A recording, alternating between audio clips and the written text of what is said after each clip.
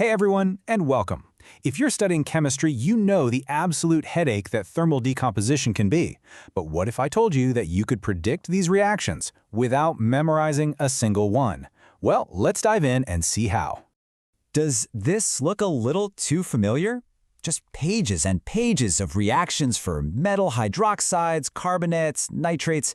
It really feels like you just have to cram them all into your brain. It's super frustrating, and you know what? It's just not a great way to learn. But I've got some good news. You can pretty much forget about all that rote memorization. Turns out there's a hidden pattern, a really simple trick that unlocks all of these reactions at once, and it all comes down to understanding just one core concept. And here it is. The key to everything is the metal activity series. Now, don't look at this as just another list you have to memorize. No. Think of this as our secret decoder ring for predicting exactly how these compounds are going to behave when you heat them up.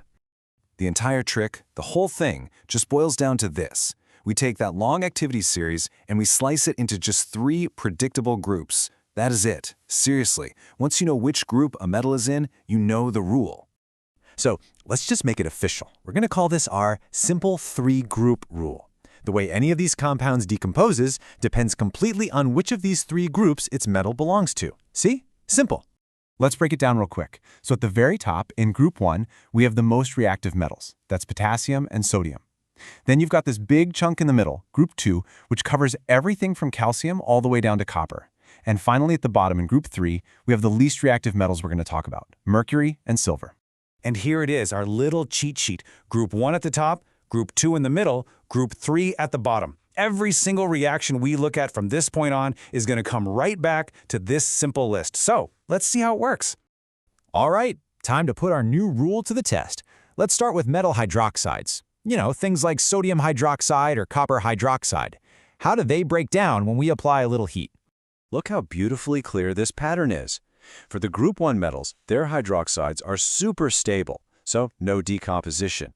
Group 2 hydroxides, they always break down into the metal oxide and water. And the least stable ones, group 3, they break all the way down to the pure metal plus oxygen and water. Let's see it in action.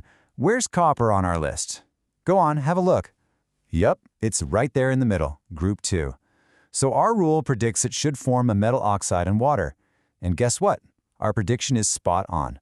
Copper hydroxide decomposes into copper oxide and water. See? No memorization, just applying the pattern. See how that works? It's pretty cool, right?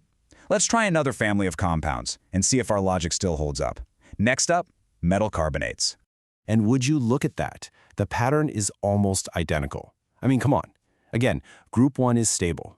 Group 2 decomposes into a metal oxide, and this time it's carbon dioxide. And group 3, it breaks all the way down to the pure metal, oxygen, and carbon dioxide. This just shows how powerful this simple rule really is.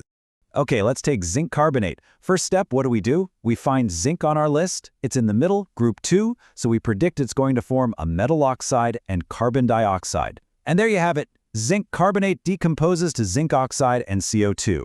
The system works perfectly. Okay, final test, metal nitrates. Now this family follows our pattern really closely. But there is one small but very important exception for group 1 that you're going to want to remember. So here is the crucial exception. Unlike before, the group 1 nitrates, they do decompose, but they only break down a little bit, forming a metal nitrite and oxygen. The other groups, though, they follow the pattern we expect. Group 2 gives us a metal oxide, nitrogen dioxide, and oxygen.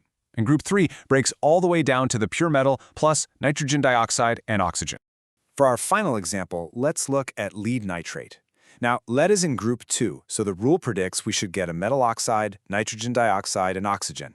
And the reaction confirms it. A cool little fact here is that the nitrogen dioxide that's produced is this very distinctive reddish-brown gas. Kind of cool. So let's just step back for a second. We haven't been memorizing equations, have we? We've been using a simple, logical system to predict them. And that is a much more powerful way to understand chemistry. And really, this is all you need to remember. It all comes down to these 3 simple patterns. Just know which metals are in each group, remember this logic, and you can solve pretty much any thermal decomposition problem that gets thrown your way. So the next time you're faced with a long list of facts to memorize, just ask yourself, is there a hidden pattern here? Because as we've just seen, a lot of the complexity in science is really just a simple system waiting to be discovered. What are you going to find next?